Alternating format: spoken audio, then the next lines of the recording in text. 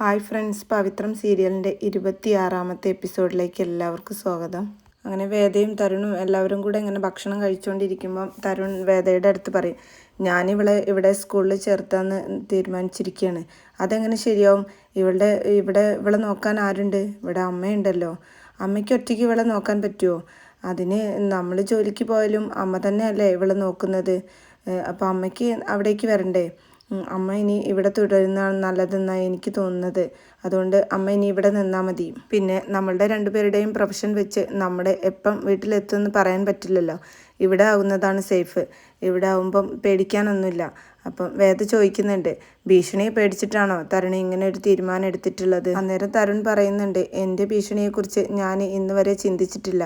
പക്ഷേ ഇവളുടെ കാര്യം വരുമ്പോൾ അങ്ങനെയല്ലല്ലോ. പക്ഷേ കുഞ്ഞിനെ ഇവിടെ ചേർക്കുക എന്ന് പറഞ്ഞപ്പം വേദയുടെ നിയന്ത്രണമൊക്കെ പോവുകയാണ്. വേദയ്ക്ക് ആകെ ടെൻഷനൊക്കെ വരിക. എന്നിട്ട് വേദ ചോദിക്കുന്നുണ്ട്, അവിടെ തൊട്ടടുത്ത് നമ്മളെങ്കിലും ഉണ്ട്, ഇവിടെ ആരുണ്ട് മകൾക്ക് കൂട്ടായിട്ട്? അതിനൊക്കെ ഞാനൊരാളെ ഏർപ്പാടാക്കിയിട്ടുണ്ട്. ആര്? അതൊരു ബോഡി ഗാർഡിനെ. അത് കേൾക്കുമ്പോൾ ഗൗരിമോള് പറയാണ്, നിങ്ങൾ ആരെക്കുറിച്ചായി പറയുന്നത്? എന്നെ പറ്റിയാണെന്ന് എനിക്ക് മനസ്സിലായി. അതേടി മിടുക്കി, നിന്നെക്കുറിച്ച് തന്നെ. നിന്നെ രാവും പകലും നോക്കാനേ ഒരു മാമൻ വരുന്നുണ്ട്. എനിക്ക് മാമനും വേണ്ട, ഒരു കോമനും വേണ്ട, എനിക്ക് എൻ്റെ അച്ഛനും അമ്മയും മാത്രം മതി എന്ന് ഗൗരിമോള് അപ്പം വാശി പിടിച്ച് പറയാണ്. അന്നേരം തരുണ് ഗൗരിമോളുടെ അടുത്ത് പറയാ, അയ്യോ അങ്ങനെയൊന്നും പറയരുത്, ഇത് നല്ല മാമനാ. വേണ്ടെന്ന് പറഞ്ഞില്ലേ, എനിക്ക് അച്ഛൻ്റെ അമ്മയുടെ കൂടെ നിന്നാൽ മതി. അച്ഛനും അമ്മയും ഒരാഴ്ച കഴിഞ്ഞാൽ ഇങ്ങോട്ട് വരില്ലേ? അതുവരെ എനിക്ക് അച്ഛനെയും അമ്മയും കാണാതെ നിൽക്കണ്ടേ? എനിക്ക് അച്ഛനെ കാണാതെ നിൽക്കാൻ പറ്റില്ല എന്നൊക്കെ പറഞ്ഞിട്ട് ഗൗരിമോൾ അവിടെ നിന്ന് പിണങ്ങി പോവുകയാണ്. ആ സമയത്ത് വേദയ്ക്കാണെങ്കിലോ ദേഷ്യവും സങ്കടവും എല്ലാം കൂടെ വന്നിട്ട് വേദ തരുണിൻ്റെ അടുത്ത് പറയാണ്, ഇത്തരം കാര്യങ്ങളൊക്കെ തീരുമാനിക്കുമ്പം ഒന്ന് ആലോചിച്ചിട്ട് തീരുമാനിക്കണ്ടേ? ഇത് ആലോചിച്ച് തീരുമാനം എടുക്കാനുള്ളതല്ല വേദ. ആക്രമണം വരുമ്പം അവരെ ആലോചിച്ചിട്ടല്ല വന്ന് ആക്രമിക്കുന്നത്. അതുകൊണ്ട് തന്നെ അവൾക്കൊരു മുൻകൂർ സുരക്ഷ ഏർപ്പെടുത്തുന്നതിൽ എന്താ തെറ്റ് എന്നൊക്കെ തരുൺ ചോദിക്കുമ്പോൾ വേദ പറയുന്നുണ്ട്, ഇത് പഴയ കാലമൊന്നുമല്ല. അപ്പോൾ അവളൊരു പെൺകുഞ്ഞല്ലേ, അതും പുറത്തു നിന്നുള്ള ഒരാൾ. എന്ത് ധൈര്യത്തിൽ അവരെ വിശ്വസിക്കുക? അന്നേരം തരുൺ പറയാണ്, അവളെ എൻ്റെ പ്രാണനാണ്. അവളെ നോക്കാൻ ഒരാളെ ഏൽപ്പിക്കുമ്പം ലോകത്തിലെ ഏറ്റവും വിശ്വസ്തനായ ഒരാളെ ഞാൻ ഏൽപ്പിക്കുകയുള്ളൂ. അതിന് കണ്ടെത്തി തരാൻ എൻ്റെ കയ്യിൽ ആളും ഉണ്ട്. ആ ഒരു സമയത്ത് അമ്മ പറയാണ്, തരുൺ, നീ മോളെക്കുറിച്ച് എന്തൊരു തീരുമാനം എടുക്കുമ്പോഴും അത് തെറ്റായ തീരുമാനം എടുക്കില്ല എന്ന് എനിക്കറിയാം. അതിലെനിക്ക് സന്തോഷമേ ഉള്ളൂ. എന്നാലും മോളെക്കുറിച്ച് എന്ത് തീരുമാനം എടുക്കുമ്പോഴും അത് നിങ്ങൾ രണ്ടുപേരും കൂടിയിരുന്ന് ആലോചിച്ചിട്ട് വേണം. അവളുടെ പേരും പറഞ്ഞ് അവളുടെ മുന്നിൽ നിന്ന് നിങ്ങളിങ്ങനെ തർക്കിക്കുന്നത് ഒട്ടും ശരിയല്ല. വേദ എന്തു പറയുന്നു? അന്നേരം വേദ ദേഷ്യം പിടിച്ചിട്ട് പറയും, ഞാൻ എന്ത് പറയാനാ, നാവ് കെട്ടിയിട്ടിട്ട് തർക്കിക്കുന്നതിൽ എന്ത് കാര്യം എന്നൊക്കെ പറഞ്ഞിട്ട് വേദ അവിടെ നിന്ന് എണീറ്റ് പോവുകയാണ് ഭക്ഷണം കഴിക്കാതെ. വേദ എണീറ്റ് പോയതിന് ശേഷം തരുണ് അമ്മയുടെ അടുത്ത് ചോദിക്കുകയാണ്, ഇവൾക്ക് എന്തിനാ അമ്മ ഇത്ര പരിഗണന കൊടുക്കുന്നത്? എൻ്റെ മകളുടെ കാര്യം ഞാൻ തീരുമാനിച്ചാൽ പോരെ? അത് പറഞ്ഞ് അഭിമാനം കൊള്ളാൻ അവളെ വളർത്തി വലുതാക്കിയതിൽ വേദയ്ക്കും റോളുണ്ടല്ലോ. അതുകൊണ്ട് തൽക്കാലം അമ്മ പറയുന്നത് മോൻ അനുസരിച്ചാൽ മതി എന്നൊക്കെ പറയുമ്പം തരുണൊന്നും മിണ്ടാതെ ഇങ്ങനെ നിൽക്കുകയാണ്. പിന്നീട് അവിടെയുള്ള ജോലിക്കാർ തമ്മിൽ വേദയുടെയും കുഞ്ഞിൻ്റെയും തരുണിൻ്റെ കാര്യമൊക്കെ സംസാരിക്കുകയാണ് കേട്ടോ. അങ്ങനെ ആ ഷീല റാമിൻ്റെ അടുത്ത് പറയുന്നുണ്ട്, ഇവർക്കിടയിൽ എന്തൊക്കെയോ പ്രശ്നങ്ങളുണ്ട്. കുഞ്ഞിൻ്റെ കാര്യത്തിൽ അവരെന്തൊക്കെയോ തീരുമാനം എടുത്തിട്ടുണ്ട്. കുഞ്ഞിനെ നോക്കാൻ ഒരു ബോഡി ഗാർഡ് വരുന്നുണ്ട്. അപ്പോൾ റാം ചോദിക്കുന്നുണ്ട്, കുഞ്ഞിനെ നോക്കാൻ ഞാനിവിടെ ഇല്ലേ? കുഞ്ഞിനെ നോക്കാൻ നിനക്ക് ഫുൾ ടൈം പറ്റുമോ? ഈ വരുന്നത് സാധാരണ ജോലിക്കാരനല്ല, ഇത് ബോഡി ഗാർഡാണ്. Body guard? എന്ത് ബോഡി ഗാർഡ്? കുഞ്ഞിനെ നോക്കാൻ ഒരാൾ, ആയ എന്നൊക്കെ പറയില്ലേ, അതുപോലെ. അല്ലാതെ കൂടുതൽ ഡെക്കറേഷനൊന്നും വേണ്ട. നിനക്ക് അസൂയാണ്, അസൂയ എന്ന് പറയുമ്പോൾ റാമു പറയാണ്, എന്താ അസൂയ? ഞാൻ എത്ര കാലമായി സാറിൻ്റെ കൂടെ. അതെ, മോൾക്കിടയിൽ എന്തൊക്കെയോ ഭീഷണികളുണ്ട്. എനിക്ക് കൂടുതലൊന്നും അവർ പറയുന്നത് മനസ്സിലായില്ല, എന്നാലും എന്തൊക്കെയോ പ്രശ്നങ്ങളുണ്ട്. എന്നിട്ട് ഷീല പറയാണ്, എന്തായാലും പുതിയ ആൾ വരട്ടെ, നിൻ്റെ കാര്യം പോക്കാണ്. എൻ്റെ കാര്യത്തിൽ എനിക്കൊരു പേടിയില്ല.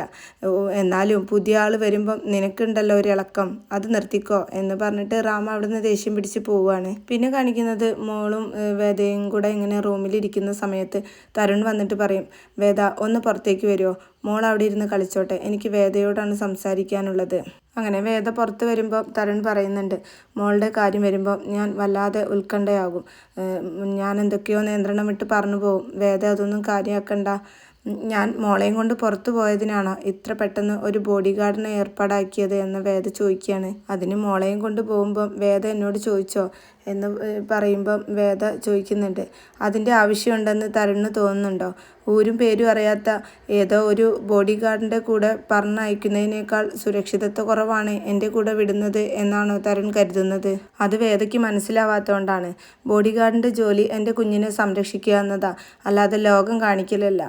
അത് കേൾക്കുമ്പോൾ വേദ പറയാണ്, അപ്പം ഞാൻ ലോകം കാണിക്കാൻ കൊണ്ടുപോയി എന്നാണോ തരുൺ വിശ്വസിക്കുന്നത്? അപ്പം മോളുടെ കാര്യത്തിൽ എനിക്കൊരു അവകാശവും ഇല്ലെന്ന് തരുൺ ഉറപ്പിച്ചോ എന്നൊക്കെ ചോദിക്കുമ്പോൾ തരുൺ പറയുന്നുണ്ട്, ആ വേദയുടെ ഈ ഒരു ക്ലൈം കേൾക്കുമ്പോഴാണ് എനിക്ക് ആകെ നിയന്ത്രണം വിട്ടു പോകുന്നത്. ഇനി മേലാൽ വേദ ഈ ഒരു വാക്ക് ആവർത്തിക്കരുത്. ക്ലൈമോ? എനിക്ക് മനസ്സിലായില്ല എന്ന് പറയുമ്പം തരുൺ വേദയുടെ അടുത്ത് അതുവരെ പെരുമാറാത്ത രീതിയിൽ കാര്യങ്ങളൊക്കെ തുറന്ന് പറയാണ്. വേദ, ഞാൻ പറയുന്നതുകൊണ്ട് വേദയ്ക്കൊന്നും തോന്നരുത്. ഗൗരിമോള് പിറന്ന സമയത്ത് വേദ കാണിച്ചത് മറ്റൊരാളും ചെയ്യാത്ത കാര്യങ്ങളാണ്. അതിന് ഞാനും അമ്മയും ആവശ്യത്തിൽ കവിഞ്ഞുള്ള സ്നേഹവും പരിഗണനയും ഒക്കെ വേദയ്ക്ക് തന്നിട്ടുണ്ട്. അതുമാത്രമല്ല, ഗൗരിമോള് അമ്മയെന്ന് വിളിച്ചപ്പോഴും ഞാൻ അവളെ വിലക്കിയിട്ടില്ല. പക്ഷേ എന്ന് കരുതി അർഹതയില്ലാത്ത കാര്യങ്ങളൊന്നും വേദ ഇനി ആഗ്രഹിക്കരുത്. ഗൗരിയുടെ കാര്യം എനിക്ക് വിട്ടേക്ക്. അവൾ എങ്ങനെയായിരിക്കണമെന്നോ എന്തായിത്തീരണമെന്നോ ഞാൻ തീരുമാനിച്ചോളാം. തരുണി ഇതുവരെ വേദയുടെ അടുത്ത് ഇത്തരം കാര്യങ്ങളൊന്നും ഈ രീതിയിലൊന്നും സംസാരിച്ചിട്ടില്ല. അതുകൊണ്ട് തന്നെ വേദയ്ക്ക് അത് വല്ലാത്തൊരു വിഷമമൊക്കെ വരികയാണ്. അങ്ങനെ വേദ ഇങ്ങനെ വിഷമിച്ച് റൂമിലേക്ക് വരുമ്പോൾ ഗൗരിമോൾ ചോദിക്കുന്നുണ്ട്, എന്താ അമ്മ പറ്റിയത്, എന്താ അമ്മ കാര്യം എന്നൊക്കെ ചോദിക്കുമ്പോൾ ഗൗരിമോളെ ഇങ്ങനെ ചേർത്ത് പിടിക്കുമ്പോൾ വേദയുടെ കണ്ണൊക്കെ നിറഞ്ഞത് ഗൗരിമോൾ കാണുന്നുണ്ട്. അച്ഛൻ അമ്മയെ ചീത്ത പറഞ്ഞോ? അച്ഛൻ എന്തിനാ അമ്മയെ ചീത്ത പറഞ്ഞത്? പോലീസ് ആയതുകൊണ്ടാണോ? പോലീസ് കള്ളന്മാരല്ലേ ചീത്ത പറയുക, പക്ഷെ അമ്മ കളക്ടറല്ലേ, ഇത് അങ്ങനെ വിട്ടാൽ പറ്റില്ല. ഗൗരിമോൾ ചോദിച്ചിട്ട് എന്നെ കാര്യം എന്നും പറഞ്ഞിട്ട് തരുണിൻ്റെ അടുത്തേക്ക് ചോദിക്കാൻ വേണ്ടിയിട്ട് ഗൗരിമോൾ ഓടുമ്പോൾ വേദ പിടിച്ചു വയ്ക്കും. മോളെ ഗൗരി ഓടല്ലേ, അമ്മ കരഞ്ഞതൊന്നുമല്ല. പക്ഷെ അന്നേരം ഗൗരിമോൾ പറയും, എന്തിനാ നുണ പറയുന്നത്, ഞാൻ കണ്ടതല്ലേ, ദേ ഇപ്പം വരാം എന്നും പറഞ്ഞിട്ട് തരുണിൻ്റെ അടുത്തേക്ക് ചൂടാവാൻ വേണ്ടിയിട്ട് പോവുകയാണ്. എന്നിട്ട് ഗൗരിമോൾ വന്നിട്ട് പറയും, അച്ഛൻ അമ്മയുടെ അടുത്ത് സോറി പറഞ്ഞേ പറ്റൂ.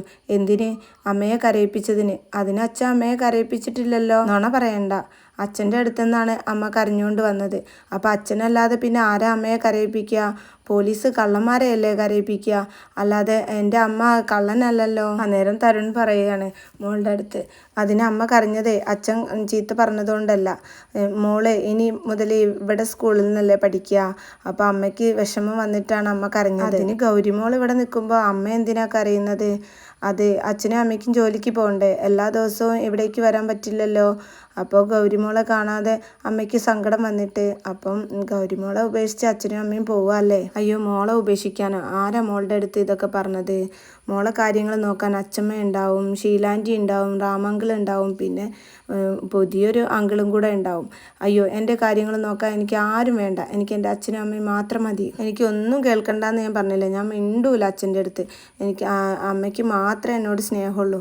അതുകൊണ്ടാണല്ലോ ഞാനിവിടെ നിൽക്കുക എന്ന് പറഞ്ഞപ്പോൾ അമ്മ കരഞ്ഞത്. അച്ഛനും എന്നോട് ഒരു സ്നേഹവും ഇല്ല എന്നൊക്കെ പറഞ്ഞിട്ട് ഗൗരിമോൾ ആകെ സങ്കടപ്പെട്ട് അവിടെ നിന്ന് പോകും. പിന്നെ കാണിക്കുന്നത് വിക്രമ ഇങ്ങനെ രാത്രി പുറത്ത് ഒറ്റയ്ക്ക് ഇരുന്ന് എന്തൊക്കെയോ ആലോചിച്ച് സങ്കടപ്പെട്ടിരിക്കുന്ന സമയത്താണ് ആമി അവിടേക്ക് വരുന്നത്. എന്നിട്ട് ആമി വന്നിട്ട് ചോദിക്കും, ഇതെന്താ ഇവിടെ നിൽക്കുന്നത്, ഉറക്കമൊന്നുമില്ലേ, രാത്രിയായില്ലേ? അപ്പം വിക്രം തിരിച്ചു ചോദിക്കുകയാണ്, എന്താ ഇയാൾക്കും ഉറക്കില്ലേ? അതുകൊണ്ടാണല്ലോ, ഉറക്കമില്ലാത്തതുകൊണ്ടാണല്ലോ ഞാനിങ്ങനെ ഇവിടെ വന്ന് നിൽക്കുന്നത്. താനെന്താ രാത്രി ഉറങ്ങാത്തത് എന്നൊക്കെ വിക്രം ചോദിക്കുമ്പോൾ പറയും, അതൊരു വലിയ കഥയാടോ, അത് അങ്ങനെ ചുരുക്കി പറയാനൊന്നും പറ്റില്ല. താനാകെ ഡിസ്റ്റർബ്ഡാ. ഈ ഒരു സമയത്ത് എൻ്റെ സ്റ്റോറി കേട്ടാൽ ശരിയാവില്ല. എന്തായാലും എനിക്കിപ്പോൾ കഥ കേൾക്കാനാണ് ഇഷ്ടം, തൻ്റെ കഥ. എന്തോ ഒരു കാര്യമായ പ്രശ്നം തന്നെ അലട്ടുന്നുണ്ടെന്ന് എനിക്ക് മനസ്സിലായി. എൻ്റെ മനസ്സിൽ ഇപ്പോൾ പൂർണ്ണചന്ദ്രൻ ഉദിച്ചു നിൽക്കുന്ന സമയമാണ്, ശരിക്കും പറഞ്ഞാൽ ഒരു വേലിയേറ്റം. അതുകൊണ്ട് തന്നെ ഈ ഒരു സമയത്ത് ഡാർക്കായിട്ടുള്ള കാര്യങ്ങളൊന്നും കേൾക്കാൻ ഇഷ്ടപ്പെടുന്നുള്ള ഒരാളല്ല ഞാൻ. ഡാർക്ക് സൈഡ് തുടങ്ങാൻ പോകുന്നത് ഇനി അമാവാസി ആവുമ്പോഴാണ്. അപ്പോൾ പിന്നെ കംപ്ലീറ്റ് ഓഫായിരിക്കും. ഈ വേലിയിറക്കം എന്നൊക്കെ പറഞ്ഞ ഒരു അഡാറായിട്ടും മനസ്സങ്ങ് ഉള്ളിലേക്ക് വലിയും എന്നൊക്കെ ആമി ഇങ്ങനെ പറയുന്ന സമയത്ത് വിക്രം ഇങ്ങനെ ചിന്തിക്കുകയാണ്, ഇവൾക്ക് എന്തൊക്കെയോ പ്രശ്നങ്ങളുണ്ട്, പക്ഷെ വിക്രമിനാണെങ്കിലോ ഇവൾ പറയുന്നതൊന്നും മനസ്സിലാവുന്നു. എന്നിട്ട് വിക്രം ഇങ്ങനെ പറയുന്നുണ്ട്, ഇയാൾ എന്തൊക്കെയാണ് പറയുന്നത്, എനിക്കൊന്നും മനസ്സിലാവുന്നില്ല. അത് പലർക്കും അങ്ങനെ തന്നെയാണ്. നമ്മൾ ഈ ലാലേട്ടൻ്റെ സിനിമ കണ്ടിട്ടില്ലേ? അപ്പം ലാലേട്ടൻ പറയുന്നൊരു ഡയലോഗില്ലേ, വട്ടാണല്ലേ. അത് കേൾക്കുമ്പോൾ വിക്രത്തിന് ആകെ ഇങ്ങനെ എന്താ പറയേണ്ടതെന്ന് അറിയാതെ വിക്രം ഇങ്ങനെ നിൽക്കുകയാണ്. വിക്രം ഇപ്പം എന്താ ആലോചിക്കുന്നത്? ഒന്നുമില്ലെങ്കിലും 5-6 വയസ്സായ ഒരു കുട്ടിയെ നോക്കാൻ പോകുന്ന കാര്യമല്ലേ, അതിന് ഇത്ര കിടന്ന് ആലോചിക്കണോ എന്ന് ചോദിക്കുമ്പോൾ വിക്രം പറയുന്നുണ്ട്, ഞാൻ ആലോചിക്കുന്നത് എൻ്റെ ജോലിയെക്കുറിച്ചോ ആ കുട്ടിയെക്കുറിച്ചോ ഒന്നുമല്ല. എങ്കിൽ എന്താണെന്ന് ഞാൻ പറയട്ടെ. വിക്രം ഇപ്പോൾ ആലോചിക്കുന്നത് വേദയെക്കുറിച്ചല്ലേ. അപ്പം വിക്രം ചോദിക്കുന്നുണ്ട്, എങ്ങനെ മനസ്സിലായി? അന്നേരം ആമി പറയുന്നുണ്ട്, ഈ ഡിപ്രഷൻ എന്ന് പറയുന്നത് പലർക്കും പല തരത്തിൽ വരും. ചിലർക്ക് എന്നെപ്പോലെ ഫുൾ മൂൺ ലൈറ്റും, ചിലർക്ക് ഫുൾ ബ്ലാക്ക്ലെസ് ലൈറ്റും. അങ്ങനെയുള്ള സമയത്ത് നമുക്ക് നമ്മളെക്കുറിച്ച് ഓർക്കാൻ പാസ്റ്റ് മാത്രമേ ഉണ്ടാവുള്ളൂ. തനിക്ക് ഏറ്റവും നല്ല പാസ്റ്റ് എന്ന് പറയുന്നത് വേദയെക്കുറിച്ച് ഉള്ള നല്ല നിമിഷങ്ങളാണ്. വിക്രം ചോദിക്കുകയാണ്, ചുരുങ്ങിയ സമയം കൊണ്ട് തന്നെ താൻ എന്നെക്കുറിച്ച് എല്ലാം പഠിച്ചു അല്ലേ? അങ്ങനെ മുഴുവനൊന്നും പഠിച്ചിട്ടില്ല. മാഷു അച്ഛനും സംസാരിക്കുന്നതിൽ നിന്ന് കുറച്ചൊക്കെ, പിന്നെ വേദയെക്കുറിച്ചും കുറച്ചൊക്കെ ഞാൻ മനസ്സിലാക്കി. ആമി പറഞ്ഞത് ശരിയാ. എൻ്റെ ജീവിതത്തിൽ ഏറ്റവും നല്ല നിമിഷങ്ങൾ ഉണ്ടായിട്ടുള്ളത് വേദയെക്കുറിച്ചുള്ള നിമിഷങ്ങളിലാണ്. ഞങ്ങൾ ശരിക്കും ആസ്വദിച്ച് ജീവിച്ചൊരു കാലം ഉണ്ടായിരുന്നു. ഹൈ റേഞ്ചിലെ തേയിലത്തോട്ടത്തിൽ വെച്ച്. അവിടെ വെച്ച് ഞങ്ങൾ ജീവിതത്തെക്കുറിച്ചും ജനിക്കാൻ പോകുന്ന കുഞ്ഞിനെക്കുറിച്ചും എല്ലാം ഞങ്ങൾക്ക് സ്വപ്നങ്ങളുണ്ടായിരുന്നു. അന്ന് ഞങ്ങൾക്കൊരു കുഞ്ഞ് പിറന്നിരുന്നെങ്കിൽ ഇന്ന് അവൾക്ക് 5 വയസ്സായേനെ. അങ്ങനെയുള്ള ഒരു 5 വയസ്സായ ഒരു കുട്ടിയെ നോക്കാനാണല്ലോ ഞാൻ പോകുന്നത് എന്ന് ആലോചിച്ചിരിക്കുകയായിരുന്നു ഞാൻ. പിന്നെ കാണിക്കുന്നത് വേദ ഇങ്ങനെ സിറ്റ് ഔട്ടിലിരുന്ന് ആകെ വിഷമിച്ചിരിക്കുന്ന സമയത്ത് തരുൺ അവിടേക്ക് വരുന്നത്. എന്നിട്ട് തരുൺ വേദയോട് പറയുന്നുണ്ട്, ഞാൻ തന്നോട് അല്പം ക്രൂരായിട്ട് പെരുമാറി. ഞാൻ അങ്ങനെ ഒന്നും പെരുമാറാൻ പാടില്ലായിരുന്നു. വേദയോട് അങ്ങനെയൊന്നും പറയണമെന്ന് വിചാരിച്ചതല്ല. പക്ഷേ ചില സമയത്ത് എൻ്റെ മനസ്സിൻ്റെ നിയന്ത്രണം വിട്ടുപോകും. വേദ എന്നെ കാണുന്നതിന് മുമ്പുള്ള തരുൺ എന്ന പോലീസ് ഓഫീസർ ഉണ്ടായിരുന്നു. ഭയം എന്തെന്ന് ഒട്ടും അറിയാത്ത ഒരാൾ. രാധികയുടെ മരണത്തോടെയാണ് ഞാൻ പൂർണ്ണമായിട്ടും മാറാൻ തുടങ്ങിയത്. ക്രൈമും പ്രശ്നങ്ങളും നിറഞ്ഞുള്ള ആ ഡൽഹി ജീവിതത്തിൽ നിന്ന് മാറി നിൽക്കാനാണ് ഞാൻ ആഗ്രഹിച്ചത്. അതുകൊണ്ടാണ് ഞാൻ മകളെ ഇവിടെ നിർത്താൻ തീരുമാനിച്ചത്. വേദ അവൾ ഒട്ടും സമ്മതിക്കുന്നില്ല. വേദ അവളെ പറഞ്ഞൊന്ന് സമ്മതിപ്പിക്കണം. അങ്ങനെ വേദ ഗൗരിമോളോട് സംസാരിക്കാൻ തീരുമാനിക്കുകയാണ്. അങ്ങനെ മോളുടെ അടുത്തേക്ക് രണ്ടുപേരും പോകാൻ നിൽക്കുന്ന ആ ഒരു സീനോട് കൂടിയിട്ടാണ് ഈ എപ്പിസോഡ് അവസാനിക്കുന്നത്.